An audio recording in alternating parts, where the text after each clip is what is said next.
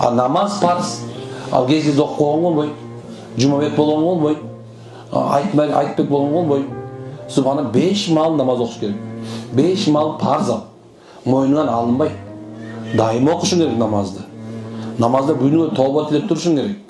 Намаз бар нәрсе ашқышы. Бейшін ашқышы намаз, жақшылықтың ашқышы намаз, тозықтың бұтылындағы емесі намаз, пайымдай ең керекті пайдалы намаз болсыпты. Намаз адамның ақылын орындап келеді. Намаз ден солыққа пайда. Бүт жағынан намаз бұл мойныңнан алынбайды, парыз.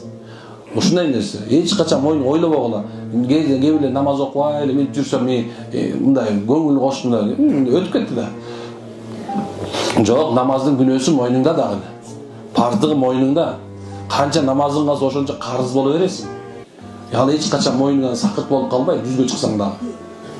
Ушундай нерсе. Ошон үчүн намаз туралы Алладан корккула деп пайгамбар бекер